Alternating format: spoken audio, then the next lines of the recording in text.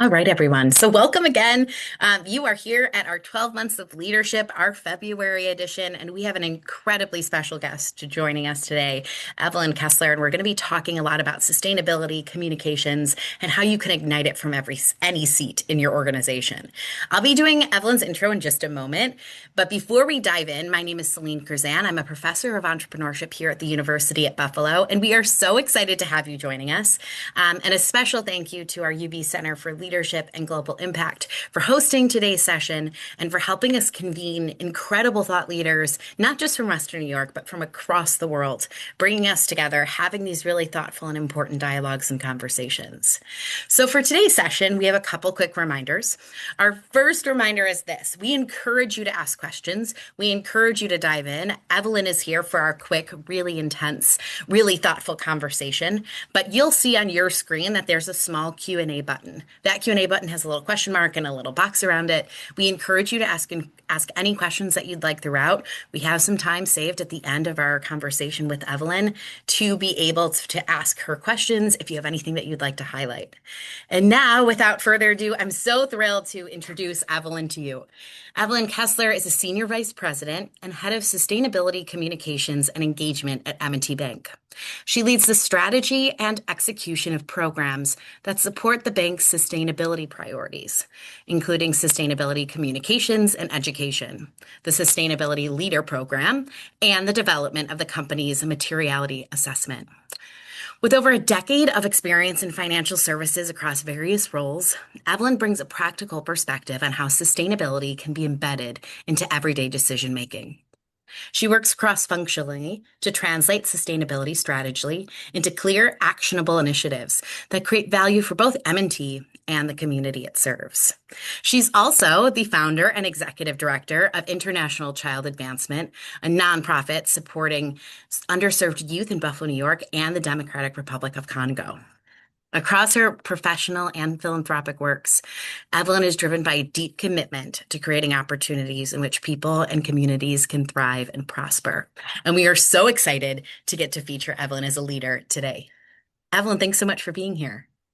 Thank you very much for having me. Super excited for this conversation. We're gonna have a good one. So to Yeah. jump in, I want to jump right into our first conversation topic. And the first question I Mhm. want to ask you is this. What does sustainability leadership mean to you? And why is it important that it can happen from any seat in the organization? Yeah, thank you very much for that question. So, when I started my sustainability journey about 4 years ago, I assumed sustainability leadership was reserved for individuals in designated expert roles.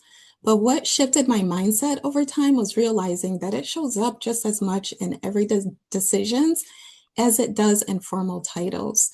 At its core, sustainability leadership is about understanding how your work and the choices that you make connect to long-term economic, environmental, and social health of the organization and the communities as well, including the systems that the organization rely on, that we all rely on as well. The one thing I do want to make clear is that clear ownership at the strategy level is still essential, right? So today we'll be talking about sustainability from any seat, but organizations do need defined leadership to set strategy, priorities, and goals. But progress actually happens when accountability is shared across the organization.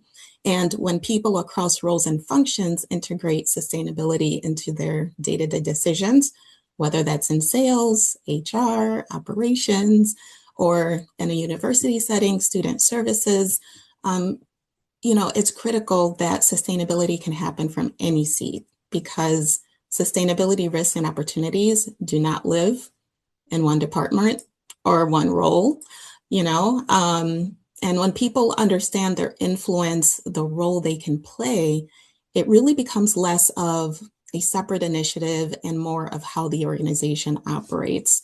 And one interesting finding from McKinsey and Company, they had conducted a research a couple of years ago, which found that companies that embed sustainability across functions are twice as likely to outperform their peers financially. So that tells us that this is not simply about optics or a check the box. It truly becomes a source of resilience, innovation, and competitive advantage. Well, and I love that point, and I think it's something that we all need to remember is really the incredible impact that sustainability can have and the competitive advantage it can have as a leader, but also for all of us in our everyday roles. So that's what we want to dig into a little bit. So you're talking about what are some practical ways employees, regardless of role or title, can integrate sustainability into their everyday work? Yeah, that's a great question. So, before we talk about how employees can integrate sustainability, I would encourage and highly recommend starting with a basic understanding of what sustainability actually means. Because honestly, it's such a broad and often misunderstood topic. Taking the time to grasp what it is, what it isn't, really matters. And really, you can do this by listening to sustainability related podcasts, articles, case studies. It's a way for you to grasp the full scope because honestly, when I have conversations with some colleagues or individuals around sustainability, oftentimes it's reduced to climate change, reduced to the environmental issues, which are all critically important, but it's so much more than that. So once you've laid that foundation, you have an understanding of what sustainability is, the full scope, um, it makes it easier for you to connect it to your day-to-day responsibilities. So when you break it down, most actions, from my perspective, can be seen through three lenses. So decisions, processes, and influence. So first, thinking about decisions, every role makes decisions every day. We all make decisions every day, right? Some are small, like deciding, do I read this memo that my teammate emailed me? Do I read it digitally or should I print it? But if you choose to keep a digital copy, read it digitally, that helps reduce waste and which often ends up in landfills. So that is a small decision. It may seem very small and would have little impact, but that compounded over months and compounded over years across various employees, you can begin to see over time how that would truly make a difference. Now, there are some other decisions that require more effort. So let's think about someone in sales. They might identify a risk facing a client's business and helping them think through solutions to support long-term resilience. And if you could bear with me, I just want to give an example and get into the other two lenses that I mentioned. One specific M&T example that I would like to share relates to our work called Climate Resilient Communities. And this is led by my incredible colleague, LaKendra McNair. This framework essentially helps communities prepare for the physical impacts of climate change and navigate the economic transition to a low carbon economy. One of the impactful initiatives out of this body of work includes hosting small business roundtables. And LaKendra does this in partnership with community and customer facing colleagues to host these sessions to raise awareness about the physical and economic risks of extreme weather events.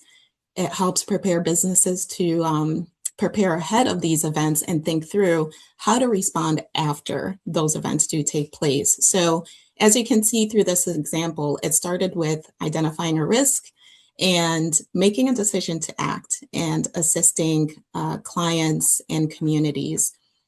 And then the last two areas, so processes, take a look at the processes on your team or your own processes and how that's being done, right? Is there waste, inefficiency, risk, inequity built into the process? Improving a workflow, reducing rework, closing a control gap is actually a sustainability win. Oftentimes it's not called that, but it is, even though it's not referred to as such. And then the last thing I'm going to touch on quickly is influence. Map the current influence that you have. Look at your circle of influence. This can be your teammates, your managers, partners across other departments who you can potentially identify as allies and people you can partner with to help strengthen your impact and advance your collective work. So, from an influence perspective, you don't need formal authority. You can raise awareness, you can share ideas, you can encourage small actions right? Through all of that you're doing. Now, I know a lot of this sounds very technical and seem to require a lot of work, but there are other simple, much easier ways that you can take sustainability action. And that might look like organizing a lunch and learn focused on sustainability topics, leading a recycling pilot, volunteering with the nonprofit organization. These actions matter because you're helping to build awareness and foster sustainable behavior. So that went probably a little bit too deep, but wanted to share some easy examples, simple examples, and some more strategic ways that someone from any seat, right, can take action. Evelyn, I think those are incredible points because you're right. Sometimes we lose track of what sustainability can mean and can mean in our role. Mm-hmm. So it's so Right. important to keep in mind. So let's shift gears and talk a little bit about leadership. So, how Mm-hmm. can leaders create a workplace culture where sustainable actions and ideas are both encouraged and celebrated? Yeah, so to do so, I will go back to a point I made earlier around the understanding around sustainability. Leaders should become learners themselves. They need to understand what sustainability is, what it isn't, in order to guide and lead others. So I would highly encourage start there, begin learning, delve in, and really at the manager level, culture changes through what leaders model day to day. What they reward, what they question, what they consistently pay attention to, what they prioritize. And one of the most powerful things managers can do is to really create a safe space where their employees can share ideas, challenge the ways of working, where they can learn, participate in activities such as volunteering, like I mentioned, and be able to pilot things, right? Test and learn. Because when sustainability is treated as a core part of good performance, value creation, and not this add-on thing out to the side, it's a great way to shift culture on a team and signal the importance of sustainable practices in day-to-day operations. And Evelyn, when you're thinking about what have you learned about getting people more involved in sustainability efforts, especially when they might feel unsure or skeptical or even overwhelmed in their day-to-day efforts? Yes, this is such a great question. And to be honest, when I first started out on my sustainability journey, I was excited as I was learning, I was pumped and figured I'm so excited, right? Once I communicate this to others, they'll be excited too, and they'll be willing to do what it is I'm doing. But reality check, that's not always true, really. So what I've learned is that you need to lead with empathy and relevance. It's critical to meet people where they are on their sustainability journey, not where you expect them to be or where you want them to be. People come with very different levels of knowledge and priorities. For some, sustainability might feel urgent and they're ready to act, they're ready to jump in and get busy. And for some, they may need a little bit more help understanding what it is. They may need a little bit more support to make that connection. So again, it's important for you to put yourself in their shoes and think from their perspective, whereby they may be thinking, well, what's in it for me, right? You're talking to me about sustainability and all these actions I can take. Well, why should I care? So the way you approach it and engage others is critical. Building those relationships are important because it's through those relationships you'll understand what they prioritize, you'll understand what's important to them, you'll be able to effectively communicate and make those connections for them so they can recognize, what, okay, I'm seeing how this will help me advance my work. And what matters to them may be around risk mitigation, expense reduction, operational efficiency. It may revolve around talent retention, community impact, student success. So when people see the connection to how this creates value, the hesitation tends to fade a bit. And I would like to share one other example really quickly here. So last year, I had developed and piloted a sustainability leader program with the purpose of testing how can we develop a pipeline of sustainability-minded leaders who can translate sustainability strategy into measurable business and community impact while engaging colleagues in sustainable action? So part of this program, participants had to complete sustainability education. They also needed to complete a capstone project where they identified a sustainability opportunity and proposed solutions.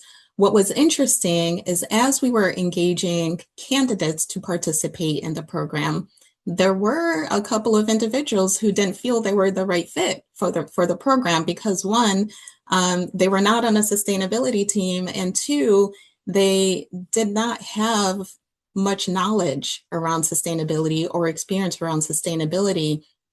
But once they began and they went through the learning and they began working on their project and they started making connections to what this looked like and how it aligned to their day-to-day responsibilities, you could really see the light bulbs go off.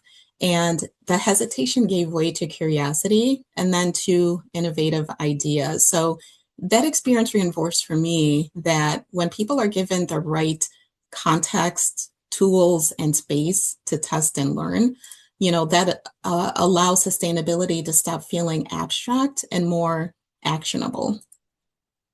Can you talk a little bit more about your communication role? So, how do you communicate sustainability in a way that connects both purpose as well as business Mm. results? Yeah, so I would say first and foremost, sustainability, the way you communicate it, it must sound like you. Right. So it really does. I mean, it should reflect your organization's purpose, values, and voice. And, it's really critical to simplify complex issues so people can see how it connects to business practices. If it sounds like borrowed language and if there's too much technical jargon, you tend to lose your audience. And it becomes really difficult to build trust and connect with your stakeholders. One thing I can say about the way we communicate at M&T around this is that we lead, we don't lead with sustainability, and we don't always include sustainability in our communications. At times we do, most of the time we don't, because we let our actions speak for themselves through our products, our services, community investments, and the way we do business. When someone reads about your work and the impact you're having, they should be able to say, you know what, this feels authentic. This feels like their purpose. This sounds like them. Because as an organization, our purpose is to make a difference in people's lives. And we believe that when our communities succeed, we succeed. So when people read about us and the work that we do, that alignment should exist. And I just want to shout out real quick, if you want to see what this looks like in practice, check out our sustainability report. You can go to our website, mtb.com/sustainability. You'll see some incredible spotlights, stories, and the different work being done and how that's communicated. Evelyn, amazing. And you just answered one of the questions that we got in the chat, so that was great. I want to Perfect. I want to pull up another couple questions from our friends who have joined the call. Dinesh is Mhm. asking, and it connects back to what you were just talking about. So, how could people who are not in authority positions encourage and advocate for sustainable practices in their workplace if there might not be a leadership alignment to sustainable practices? Yeah, that's an excellent question. And it really comes down to looking within your scope, what you have control over and what you're able to influence. So taking a look directly of maybe some practices, if there are some process improvements, or it can be something as simple as relating to community and community impact. Advocate for something small, test it, learn, get allies along the way with you. So if you're not in a, say, management role or in a role of direct influence, I think it's through that advocacy and sharing ideas, making recommendations, and being able to, if you have that safe space to test, measure, and share that story of what those outcomes were, I think that's a great start. Start small, start where you are and where you have influence. And Evelyn, we have another question from a student in the room. So this is from Karamina, and Karamina is asking, I'd like to work on making more sustainable decisions as a student. I know that Mm, taking digital notes is better for the environment, but psychology, as a psychology student, reveals that handwritten and paper notes help us retain information. How would ah, you suggest approaching this scenario, and what might you coach this student on? that's an interesting scenario. You know what? I struggled with that as well. And most recently, I had to make a similar decision. Listen, I love to touch paper. I love to have paper in my hand. So do So I. as I was trying to transition to be more conscious about this, I had to realize, okay, listen, there will be instances where I need to have paper in my hand or I need to have journal. Listen, I have 10 million journals. What I do though is find products that are eco-friendly, right? So we have paper out there that are eco products and less impact on the environment. So definitely look for those types of options and companies that do sell products that come from recycled paper or recycled materials. And I think that that can help a little bit. I know it's a challenge, but I think that's a great way to approach it. Awesome. And I would also say it's like being mindful of it, right? That's the beginning that journey. So well done thinking Yes, sustainably. So this is a question exactly. from Mary. She said, I spot your Atomic Habit books on your shelf. What are other Yes. books or podcasts that you recommend that you think leaders should really be tuning into? Yeah, so podcasts, ooh, there are so many of them, but trying to think about specific to our topic today and our conversation today. One great podcast is called the Sustainability Leaders Show, and it delves into key challenges that leaders face day to day, and they provide actionable items that you can take, lessons learned. I mean, it's a great podcast to listen to and learn from other leaders around this topic. One book that I've recently finished reading is called Fostering Sustainable Behavior by Doug Mackenzie Moore. So as you can imagine, book is focused on ways and tactics that leaders, anyone can take to foster that behavior change within their organization. And Evelyn, for our final question, Mhm. what advice would you give to emerging leaders who want to make sustainability part of their leadership identity? I love this question. So, my advice is to start where you are, touching on what was mentioned earlier. Don't expect perfection. When I first started, I wanted to be an expert. I was expecting to be an expert and be able to tackle everything at once, but show yourself grace. Begin where you are. You don't have an direct influence, that's okay. In the financial services sector, we love acronyms. So I had created my own acronym for myself as I navigate this work, and the acronym is IMPACT, and I'll go through it really quickly. Hopefully, have enough time to go through it.